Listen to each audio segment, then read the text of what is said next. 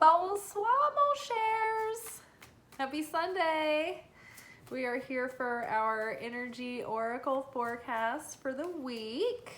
We will be taking a look ahead to see what kind of energetic weather we will be living under. What are the conditions of the week on a cosmic level?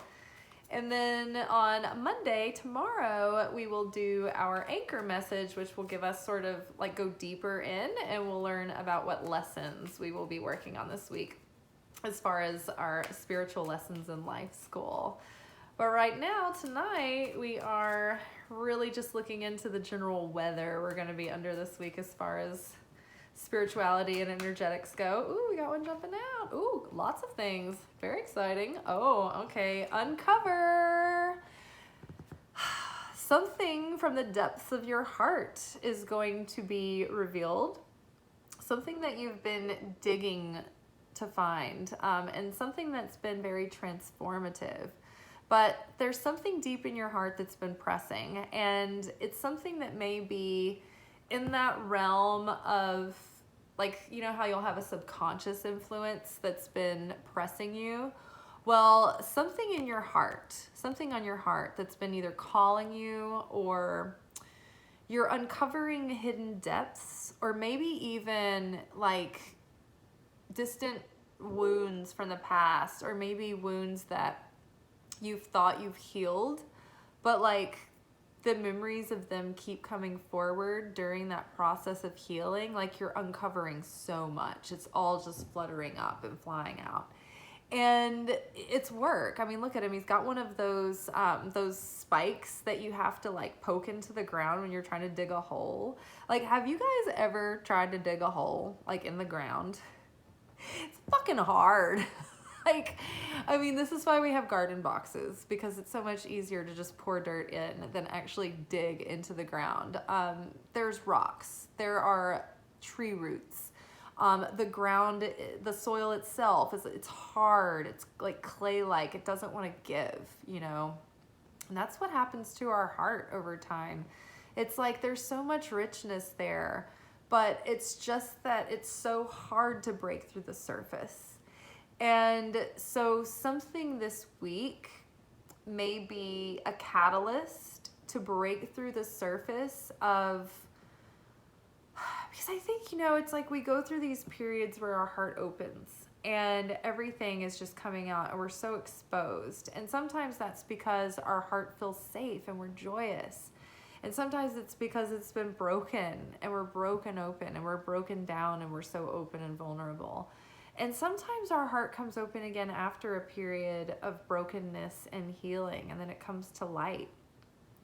But I think that over time, in between those open moments, I think it's not just a one and done. I think that there's maintenance to keep that heart open, or we go through cycles of openings. But in between those cycles, I think that the heart kind of finds the stability again, and it kind of puts a blanket around itself, and it just kind of gets like a little security blanket on. And over time, if we don't stretch our heart, right, through putting it out there, it's like when we take a risk at life, we exercise the courage of our heart. And so if we haven't had to push ourselves to have a courageous heart in a while, we haven't put our heart out there to be exposed to love and to possible pain and disappointment, it kind of gets this leathery thickness around it. And so something's coming forward this week, and it's more than we can just leave it there. It's more than we can handle. And so I think that something's going to prompt us this week to do the digging, because things are going to be coming forward. And I think that the things that are in our heart that have been weighing heavy are going to be revealed. And part of that is going to be maybe the things that your heart is longing for. What does it need? What is it asking of you? What does your heart want? Where is it trying to lead you to? Where's your heart calling you to? You know, there's a purpose in your heart that it's trying to push you towards. Your heart is an intelligent part of your body. It's almost like another brain. And it's even more intuitive than the brain. There is a group, I think it's called Heart Science, or heart math or something along those lines. So I remember hearing about it several years ago. But they study the heart through the lens of looking at it as an information processor. And when they put like the prods that they put on your brain to like monitor your brain waves, they put those same ones on the heart, and they put the same ones on the brain, like those, whatever they are. I'm not a medical field person. They put the little measuring devices on, and they would show these people pictures and videos that would stimulate them, like in these experiments. And what they found was that when they would be shown something that would be startling or jolting, the heart would react to pictures before the actual picture that was something that would be jolting to the heart, before the mind did. It was crazy. It was like the heart knew and already reacted before the thoughts could even process, and even before the eyes were exposed to the information. So the heart is a psychic center. And so it's always trying to communicate to us. You know, the heart is a bridge that bridges our consciousness between this dimension and the depths of the kingdoms in other dimensions, the kingdoms of heavenly realms. So don't avoid any chance you can get to sit with your heart this week. Listen to it, ask it what it's needing, and acknowledge the pain that's coming through, because the more that you acknowledge and heal that pain and understand what that feels like and what it's trying to tell you and why, you know, your pain's motivations may not be the same as the higher self moving through the heart's motivations. Like the pain is still working with defense mechanisms, right? It's still trying to protect you, or it's still trying to reach for something that it thinks that it's missing. So we do need to decipher the unhealed parts of our heart so that we're not following our emotions,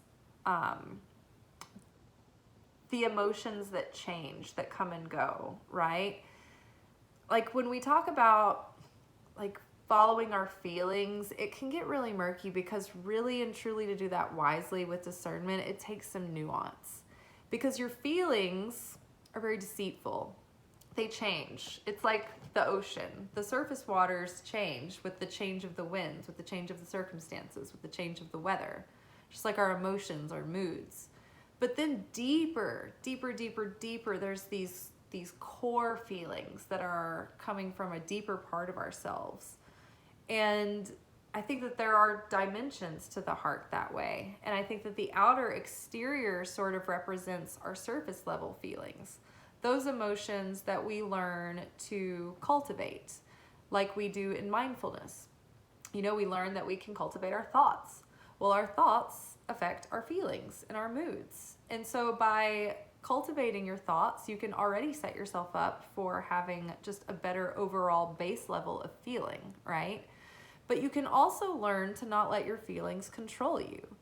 Like if you are really into, say, a person who's a very toxic and destructive person for you, they're not wanting a relationship, but you keep going after them because they keep wanting to like hook up, because you feel like something for them. It's like that's when your heart is leading you in the wrong direction, because this person is not trying to give you, you know, what you're looking for.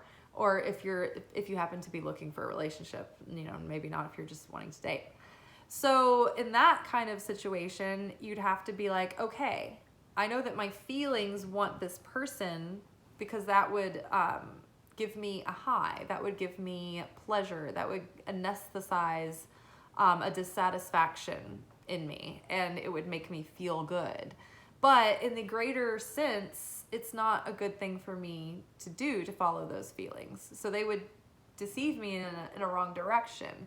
But like deeper down, you know that when you're even trying to justify to yourself, like, you know, the red flags are there. Do you see what I'm saying about these layers of your heart and the feelings? when you have this feeling deep down, when you're like, I know in my soul, like I'm being called to take this on, this is my purpose in life, or I need to like I'm being called to do something for the sake of someone else or whatever. Like there's core feelings, or like I know I can't do that. Like I know in my heart I cannot go work in a 9-to-5 office. Like it would like it wouldn't be right for me. I would be denying who I am inside.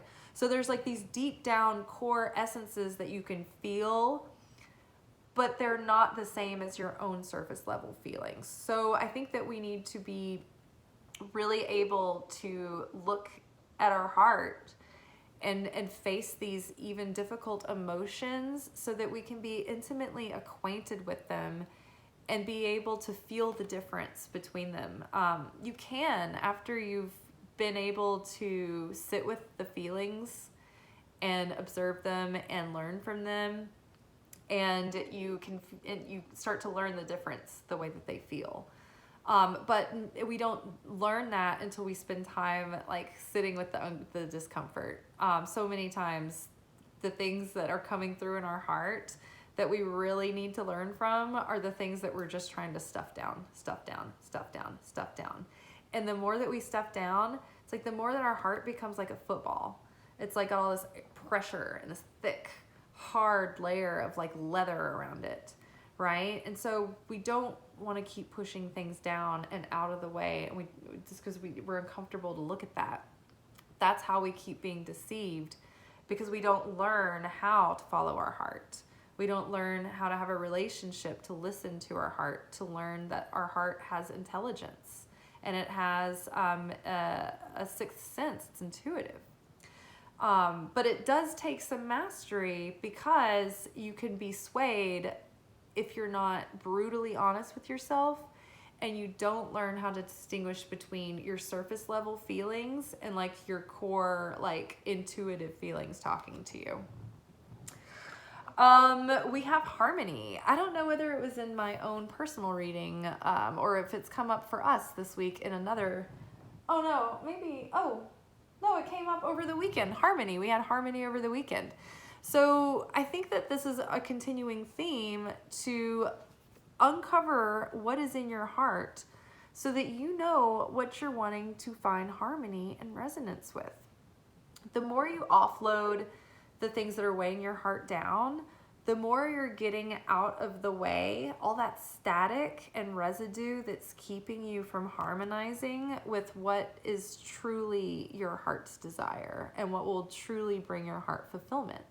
In order to call in that fulfillment, you have to get yourself in a state of fulfillment. And so we learn to be in a constant, eternal state of fulfillment, or it's a devotion, it's a practice, it's what we strive towards, by learning how to prevent ourselves from getting knocked out of a state of feeling certain and secure. So most of the time, like if you're feeling certain and secure in life, then you're probably feeling relatively satisfied. And if you are present in the moment, and you're in a good environment, then you're probably going to feel fulfilled and enjoy yourself, as long as you're feeling pretty certain and secure. It's just that the changing winds of conditions are always making us feel uncertain and insecure. So what we have to do is discover that these changing conditions around us are actually more of illusion than they are real reality. What is happening behind the scenes that creates this avatar is really in more control than anything. It's really more real than what we're seeing. And that's where the seed level of creation starts, is from energy, is from thought, is from intention. So let's offload the negativity, the fear from the past, the conditioning from the past, the things that have put that layer of toughness around our heart. We're breaking through those shells. We talk about this concept on the channel, but in Kabbalah, It's the process of soul correction is called tikkun. And what we're doing is we are breaking layers of negativity that are surrounding our inner light. And that those shells of negativity, those layers, are called klipot. So we are breaking klipot so that we can let go of the heaviness that is keeping us weighted down and keeping us from ascending into like a higher consciousness, a higher vibrational state. And so the more we depend on source, the more we know that the light of the Creator is in control. And the more that we realize that the satisfaction that we get from anything is really just the light. It's just in these different forms and packets. And so when we know how to bypass the form and the packet and just feel that state of satisfaction all the time, and let me tell you, if you can just get into a state of having confident certainty that no matter what the circumstances, if you know that the magic sauce is just having certainty in the light and things can like work out and like parts and pieces can move, that's the magic. That's the abracadabra that creates the manifestation that moves mountains. That's that faith the size of a mustard seed that can move mountains. It's just being certain that I don't believe the negativity that I'm seeing. And even though that I know that like on a physical level in the 3D game, it's true, sure. But God can change this moment in any second, and he can change the circumstances. And in fact, my enemies are going to be foiled by my faith that everything can turn around, and their plot against me or whatever this trap was in this moment or the shitty circumstance that was going to throw me off my game and get me in a downward spiral of anger or depression or frustration, I can rise above this. And if I choose to not let it knock me off, to acknowledge how I feel, but to be resilient and to choose, even in the midst of feeling this way, I'm going to depend on the light. The light can change this and turn it around. Suddenly, your enemies will become your own pawns.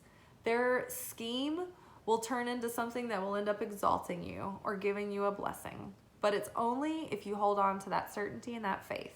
And you can fake it until you make it. You really can. Just say, you know what? I am scared to death right now. I have doubts. I feel lack. I feel fear. But I'm choosing to believe in the light instead. I am choosing to continue to tell myself this because I know it's the best choice, and I have a choice, and it doesn't matter how I feel. It doesn't matter what my thoughts are. I am the observer of my feelings and thoughts. I am the me, observing the me, being the me, and what I say goes. And I say we're having certainty. That is how you find resonance with what you want to call in. And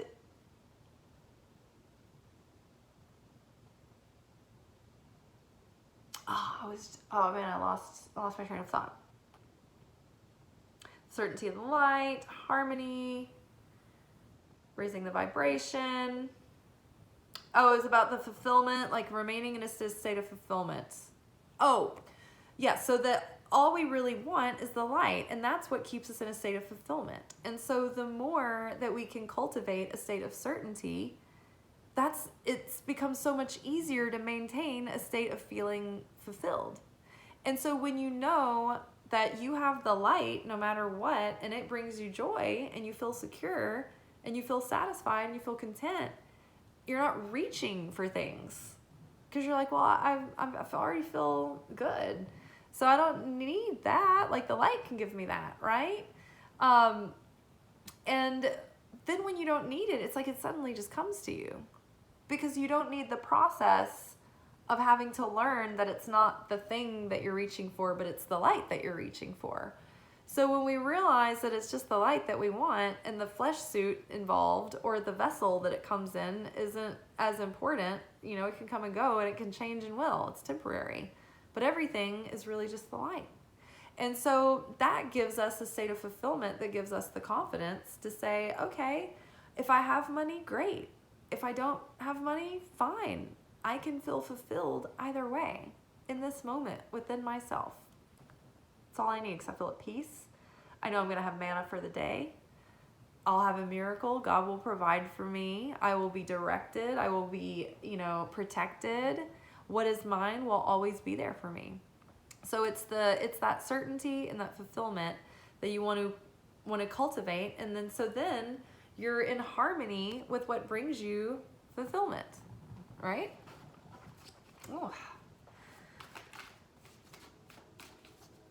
Oh my gosh, it is 20 minutes. I was like, I feel like I've been talking a long time for only having 2 cards. Okay, what else do we need to know for the week? Oh, okay, ego. Love that. Can't wait. Triggered already. I love the way that this depiction is in the cards. It's like the weeds in your mind, all of this like nasty stuff that's just like these tangled thoughts, right? Part of what is going to be uncovered in your heart is at play and in cahoots with the ego, right? Because the ego, like, when it's healthy, it's good, right? It gives you this go-getter mentality. It helps you have that sense of deservingness that attracts the opportunities that you want. Because as a vessel, we can't receive what we don't feel that we're worthy of or deserving of having. It won't come. It won't work because we're pushing it away. We're repelling it with our subconscious, with inner conflicting desires, right? Or inner conflicting beliefs. So the heart and the head and the gut, it's like they're always all communicating to one another.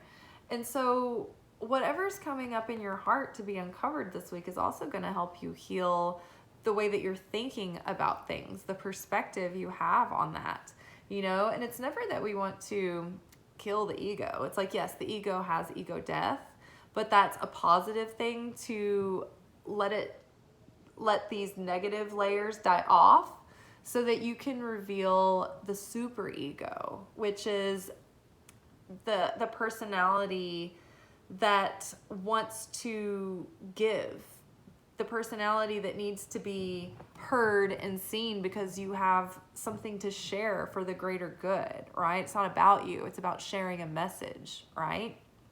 If Jesus didn't have any ego at all, like he wouldn't have had a conscious personality, and he wouldn't have had a notion that he could get out there in the world and talk to people and make change, It wasn't that he didn't have an ego at all. It's just that his was perfected, and it was exalting the light. And so right now we're figuring out, okay, what parts of our ego are helping us harmonize with where our heart is leading us, and what are the weeds that need to be pulled that are left over from these darker times, from that painful period, and what are the assumptions left over from that? What are the fears? What are the insecurities that have been left plaguing on our mind, leaving us anxious or indecisive or uncertain, right?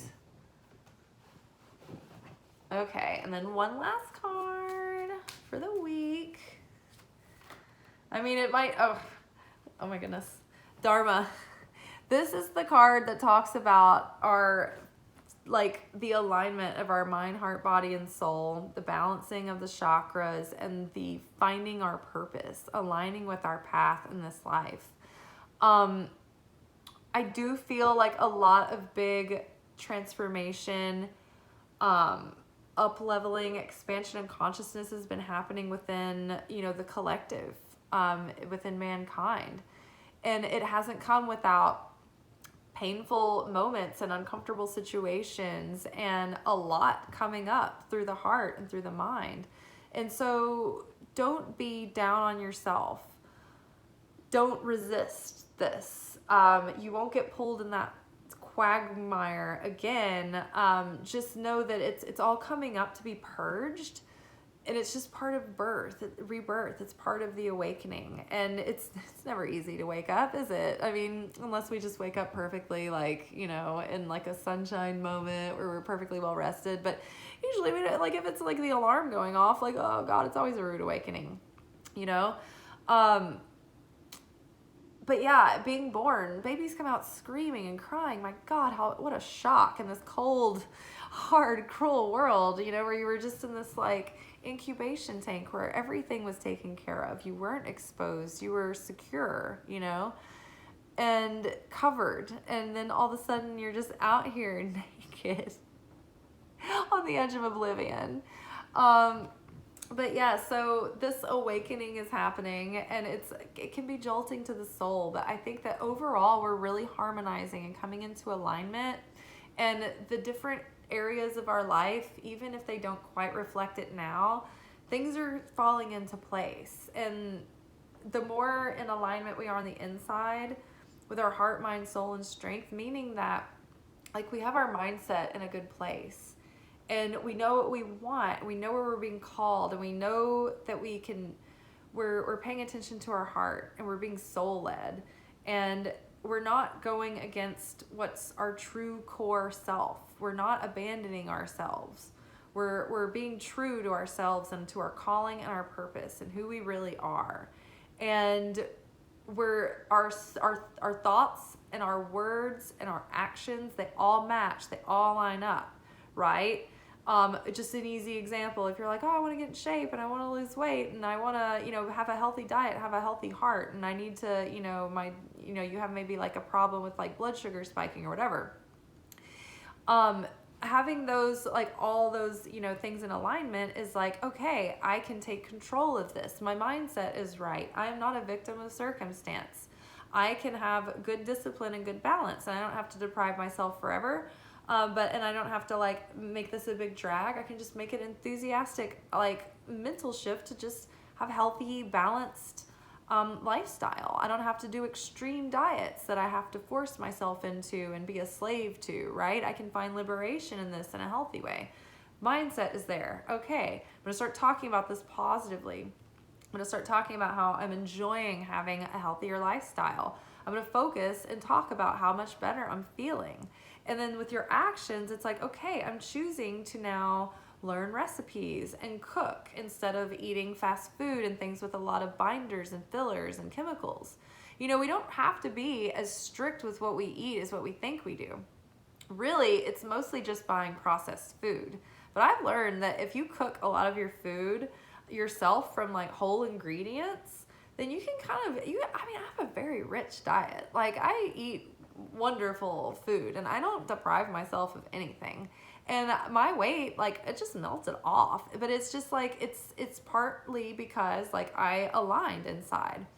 I got to a point where I was comfortable with myself at any weight. I felt attractive, whatever. However, I did feel that like I didn't feel good as a heavier person. Like I weighed 50 or 60 pounds more than this like a year or two ago. I didn't look like myself, and I didn't feel good. I didn't have as much energy, and I felt tight. Like I didn't feel like I could move around like I wanted to. And now I feel great, but like I didn't do anything crazy. I just accepted myself. I stopped having crazy body dysmorphia issues, and I stopped obsessing over dieting and exercising and thinking about it all the time. I just let it all go. And I just did the things that I enjoyed. I love running. I love going on hikes and stuff. And it wasn't that I wasn't working out before, but the stress of life and just different things, just like my body had built up a defense mechanism. And so I like my relationship ended, it was a very stressful relationship towards the end there. And it was like all of that stress had packed on this weight, and it was like my body was protecting itself. And like when my life started to align, and my actions and my words, and everything started to line up, it was just like, it all just melted away. And I didn't have to do anything extreme. It was just like, I was just making these little adjustments, right? But yeah, the more in alignment you are, it's like you have to make these little adjustments, and then suddenly it's like you harmonize with your intentions. Like crazy. It's like magic. All right? Let's do one last little card. I'm not going to go on and talk about it forever. I just feel like there was one more for us. Oh my God, reward. Thank God. We've needed this. I mean, we in the royal sense. Me and all of us in here, and all of us in the channel. But like, seriously, I love this because it's like we've done the work. We've been doing such hard work, and I know that you're feeling insane. I always like to say I'm chainsaw dancing on the edge of oblivion. Like Leatherface from Texas Chainsaw Massacre. I don't know if you guys have ever seen that movie, but at the end, this like psychotic murderer is like dancing in the dark with his chainsaw. It's just like wildly out of control. Like when I'm on the edge of insanity, that is the image that comes to mind. But yeah, we've been doing the digging. We've been chainsaw dancing on the edge of oblivion. And finally, we've uncovered and offloaded enough that we're really finding harmony. And our ego, like, we're being able to observe it better. We're being able to call it out and catch it and see it for what it is a lot faster than we used to. And so because of that, it's easier for us to rebound and bounce back and harmonize again and get ourselves in alignment and get our lives in alignment. And then it's like suddenly we're like tapped in, tuned in, turned on to the path of our purpose unfolding. Our potential will start unfolding. And because we've stuck with it, and it is hard work, y'all, it's never convenient. I mean, I'm right there with you. I'm sitting here like lately, like processing things, and I'm like, oh my gosh, I don't have time to finish crying. I have to get ready for work.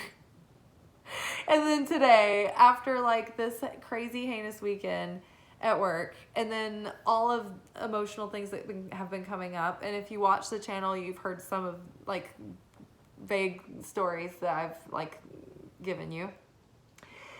It's like I'm going in and I've got my obviously I've got the first table that walks in the building like as soon as we're open. They're like, Liz, are you ready? I'm like, I'm not ready.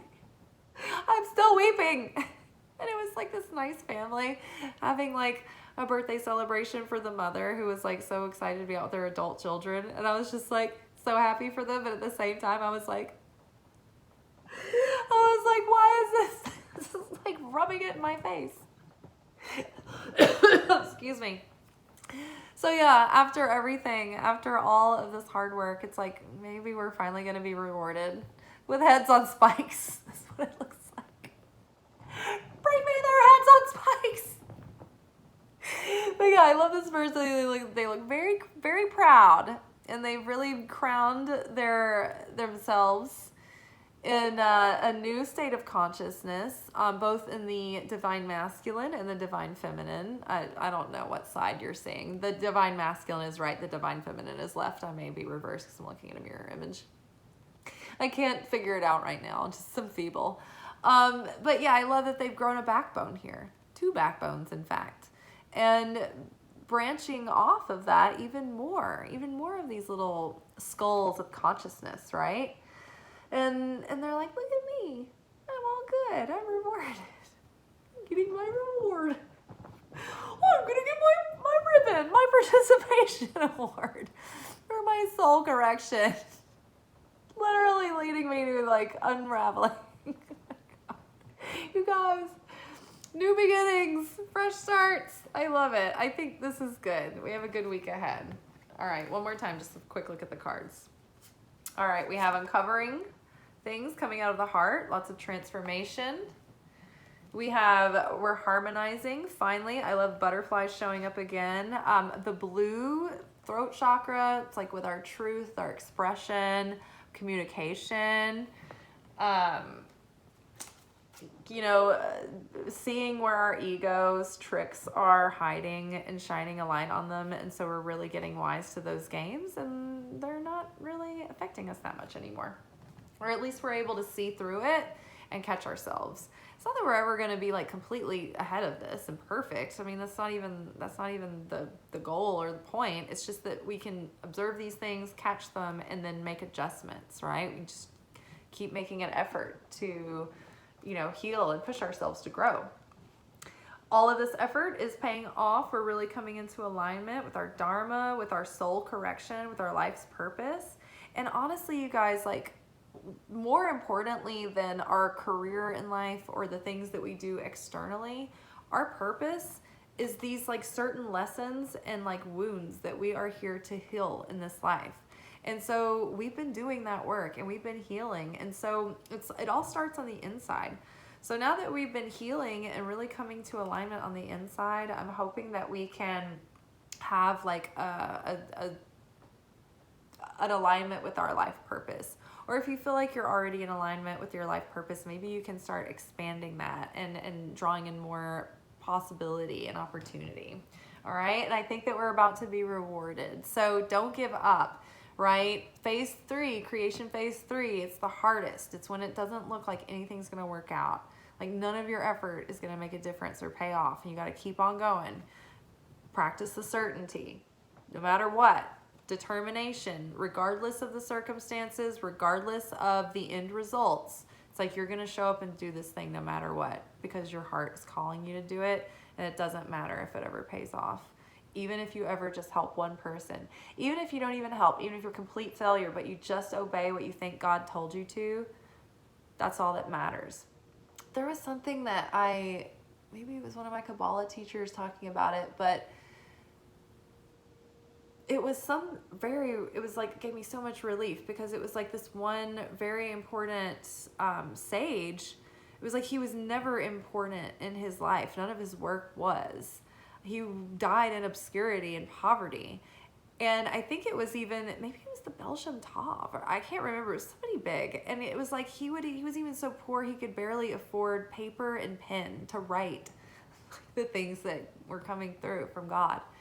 And it was like it never mattered to God if he was successful in his life. It only mattered that he showed up and did the things that he did. And after his life, like, it changed the world forever. It's just that he didn't get to experience that while he was alive. But he did do his purpose.